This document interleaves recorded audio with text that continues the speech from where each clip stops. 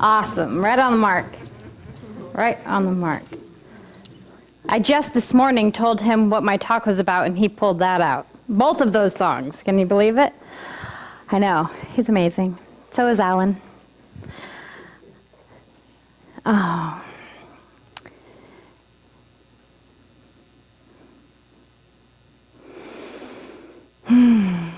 I just like looking at you guys.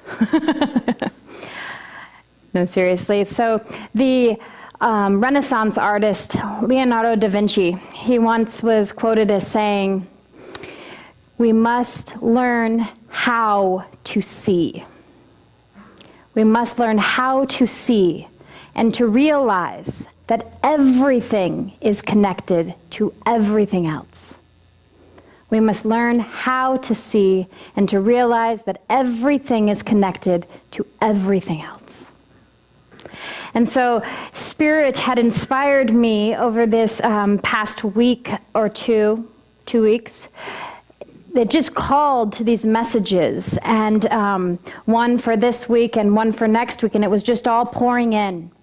And as I learned to see with the eyes of my heart and hear with the ears of compassion, I was able to pull in wisdom and inspiration from areas I never would have thought of. And then Harold comes and he supports that message, because it's not my message. It's the collective message of Spirit saying, let us experience this. Let us practice this. Let this be what is called forth. And so the other group of people that I spoke with last Sunday, I don't know, how many here are scared of teenagers? Okay, some of us, okay. I was kind of scared of teenagers too. Well, only because I remembered how I was when I was a teenager. But since my kids are 14 and 16, you know, I started to get to know their friends, participate in teen camp, hang out with the youth group, and what I found was incredible. What I found was that these are some of the most enlightened beings that I've ever encountered. These men and women who are on the precipice of adulthood, who are on the precipice of our future, have it well in hand, at least in heart and in mind. The consciousness that they are able to demonstrate is something that is awe-inspiring. And so I was speaking with a couple of them last Sunday, and they were sharing their experiences, just some of their life experiences. Haley, my daughter, and Drew, another member here who has been coming for a very long time. They were sharing some of their experiences with me, and I said, you know what? This is amazing. People need to know this. I said, would you mind if I shared with the community this week and next week about your story? And they said, absolutely. And that was really brave of them, because both of them have stories to share that are not of the norm. They're not just a sweet, kind story. There's a lot of substance, which I'm sure there is in every one of us. But at this age where it's scary to be vulnerable, I thought it was really courageous of them. And so we'll get to Haley's story in a minute, but first, our theme for this month, let's recap. It's the last Sunday of the month. So this month we have been planting seeds within us. It's April, it's springtime. Look, the sun finally came out. And people are planting, and seeds and flowers are growing, and so as well, we have been planting the seeds of the 4 immeasurables. And the 4 immeasurables are a Buddhist teaching of their virtue, of a way to practice to live. And the 4 immeasurables are immeasurable loving kindness, immeasurable peace, immeasurable equanimity, and immeasurable joy. And so the one that we're going to be discussing, this last one of this Sunday, is immeasurable equanimity. So who here knows what equanimity is? Kind of a weird word, right? It's like you don't really know it until you know it, and you're like, oh, I knew that, right? So equanimity kind of looks like this. It kind of looks like this, right? You're on a balance beam, and you're trying to balance, and sometimes you fall off, but what do? Am I just going to stay off forever? No, you're going to get back on. You're going to try. You're going to shake. It's going to be hard. And eventually, you'll continue to fall off.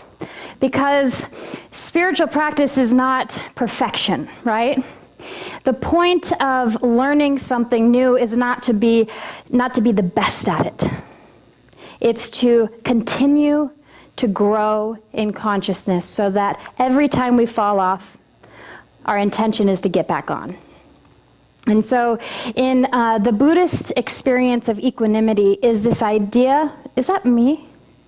Does it sound weird? Oh, I hear a banging. The Buddhist experience of equanimity is to be able to see over, to observe, to see without being attached to what we're seeing. To see without being attached to what we're seeing.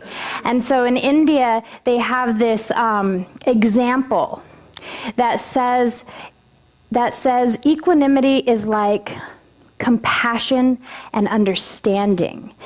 So the example that they give is of a grandmother's love. So how many grandmothers do I have here? Oh, good number of you. So you'll get this, right? You probably got this equanimity thing down. So a grandmother's love is like this. You love your grandchildren deeply and desperately, yes? But because you've already raised your own children, you don't buy into all the drama and the chaos of these grandchildren's lives, right? You let it, you know, because you've observed, because you can see over it all and know that they're going to be okay in the end. Yes? Yes. Or at least you're trying to. I don't mean to put too much pressure on the grandparents here. So where were we? Oh, yes. So describing equanimity in a practice is the practice or ability to keep a calm mind, a calm, centered mind, and tolerance in the midst of difficult situations, or just in life.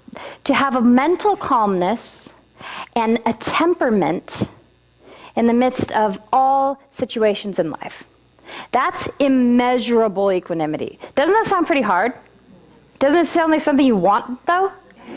I know, but it sounds like to me, it sounds like this extravagant idea, like, wow, that'd be amazing, but how the heck am I gonna do that, you know? But the thing is we start where we are.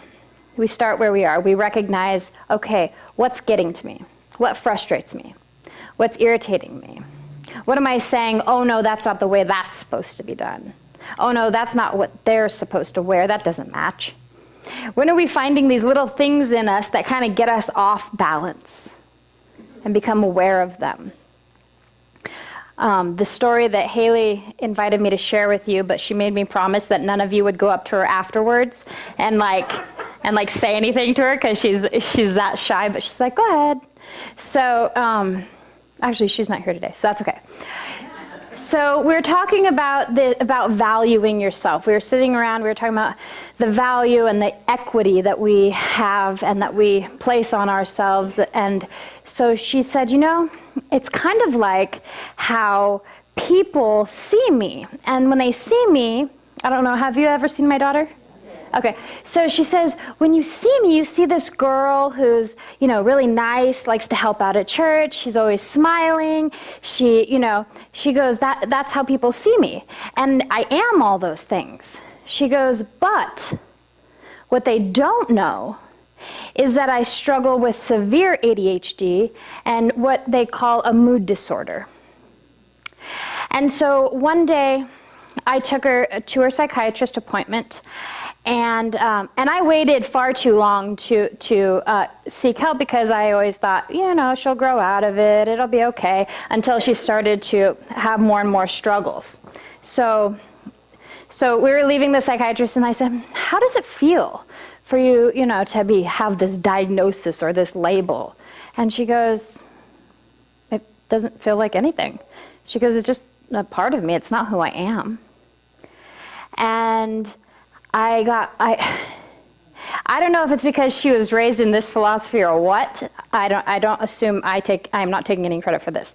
She goes, Mom, you know, if the universe is perfect and I'm experiencing this, then doesn't this have to be somewhat a part of it too? Somewhat of the perfection that makes me who I am? And I was like, well, yeah, but that's also a very amazing thing to figure out and to know within a moment of them telling you that. And I just thought, my goodness, if each of us could see ourselves, all of our inside stuff and outside stuff, all of our abilities and disabilities, all of our illnesses and wellnesses, and all of the mental things that go on within us, and all the people who are around us, if we could see that as just a part of it and not who we are, what great calmness and tenderness of heart would we be able to have, right? I thought it was so inspiring. And then I thought, well, how can we figure that out? Because not all of us got to grow up in their teen group, you know, with the very special people who support them and being told every day of your life that you're perfect, whole, and complete, and all of that. That's what they have been born and bred into knowing. And so that's why I believe that they are this evolved group of human beings who are just going to uplift this world in even a brighter and better way. But for us, what can we do? There is a Thai Buddhist monk who, I cannot pronounce his name and I don't want to botch it, so I won't. But he wrote a book called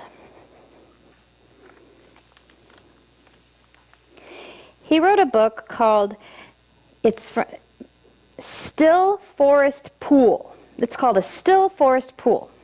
And so what he suggests we do as a spiritual practice to begin to cultivate immeasurable equanimity, this balance of the mind, is to just take a deep breath and let go.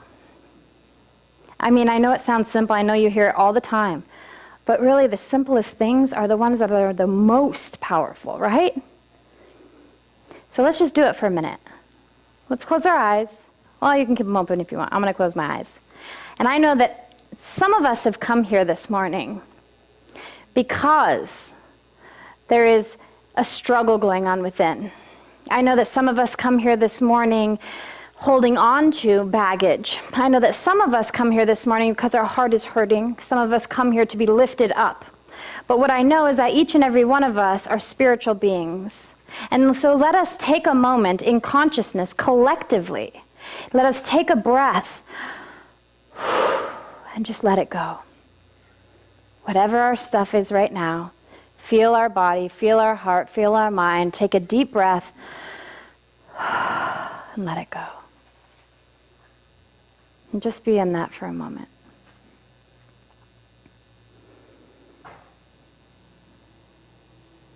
Okay. Doesn't it feel beautiful just for that sliver of peace? Do you feel that sliver of peace when you just let go for a moment? This Thai Buddhist, he says, when you take one small step towards letting go, you feel just a little bit of peace. And when you take an even bigger step in letting go, you feel an even bigger experience of peace. But when you completely let go of judgment or condemnation or frustration and irritation, if you completely let go, you truly feel freedom. You'll truly feel freedom.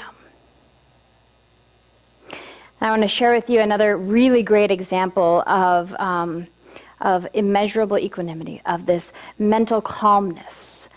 And it comes from a biopic by, it's called 42, The Story of American Legend. Have you ever seen it? It's about Jackie Robinson? No? Okay, yeah. And this was an amazing movie because it really portrayed Jackie Robinson's relationship with Branch Rickey, who was the manager for the Brooklyn Dodgers.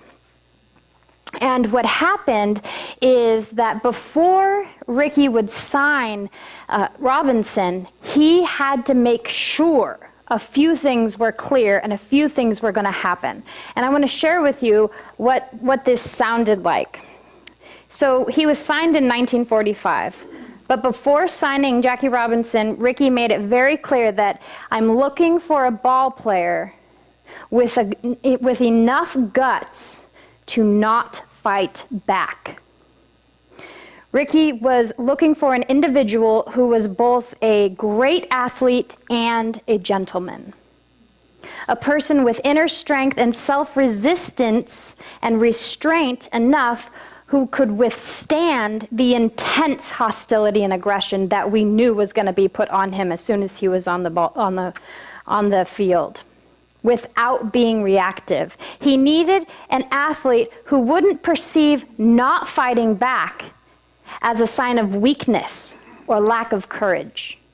How many of you here feel like when you don't fight back or when you don't react that you are letting them win? Yeah? Yeah?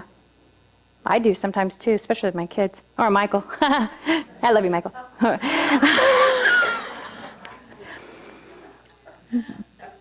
But I have learned to take 100% responsibility for my feelings and emotions. But that's another book.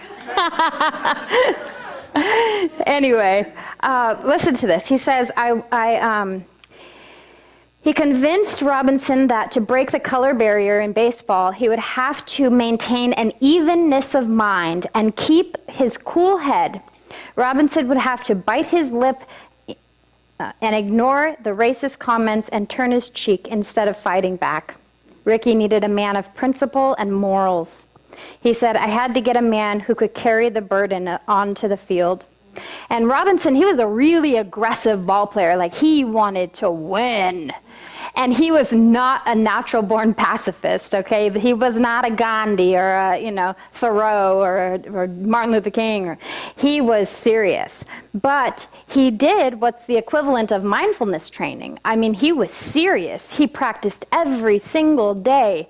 And he was able to maintain that promise that he made to the manager, that he would keep his cool, that he would maintain a calmness of mind. Of course, later on, he went to become an activist, which is wonderful as well. But knowing that he was able to, in the midst of, can you even imagine?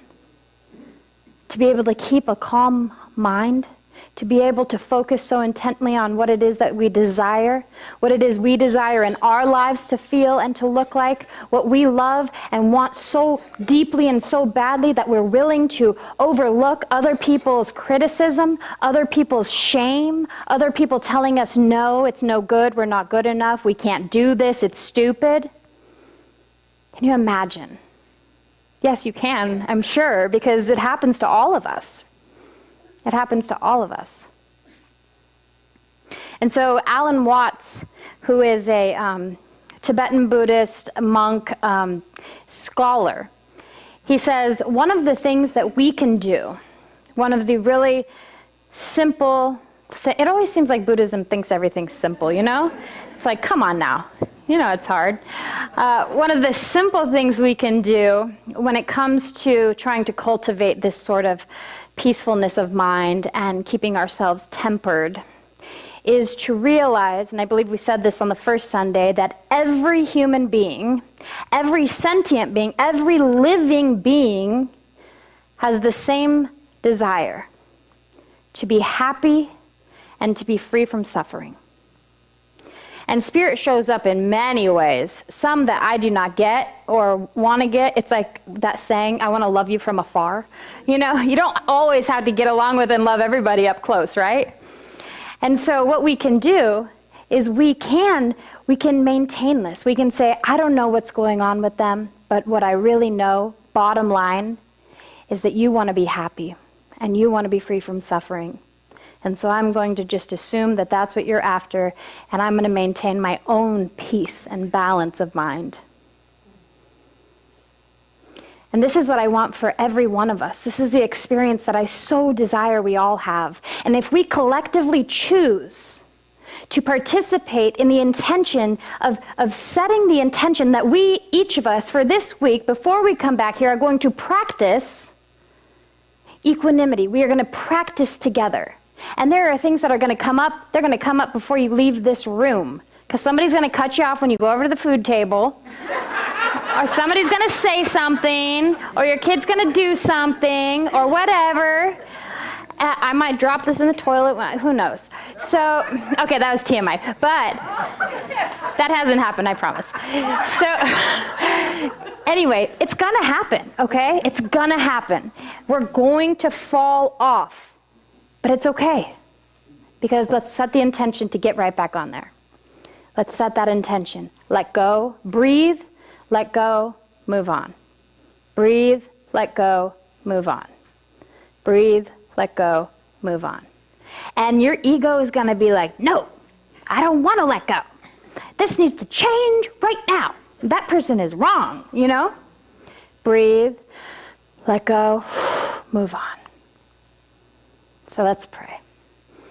What I recognize right here, right now in this place is there is a great and mighty spirit. It is a spirit of good. It is a spirit of love and friendship and community and communion with that divine intelligence within each and every one of us. That we are what we call God in action. We are the beloved's beloved. We are the incarnations of a divine truth. That we are here on purpose, for purpose, to lift and to feel the goodness, the greatness of life. And what I know for each one of us, right here and now, and all through this life, is that we are able to be at choice. That others, that surroundings, that events, that crisis, that chaos, it goes around, and it is not ours. What we have to choose, what we get to choose, is our freedom, is our happiness, is our next thought. We get to choose to stop, to breathe, and to let go. We are the directors of our lives. And there is a divine conspiracy to hold us up and love us up and support us in our highest idea and our highest vision for our lives and for ourselves. And for this, my goodness, I am so grateful. This is the point of all of it. I am so grateful. And I say, yes, thank you, more please, Spirit. Yes, thank you, more please, universe. And so it is. Amen. So it is.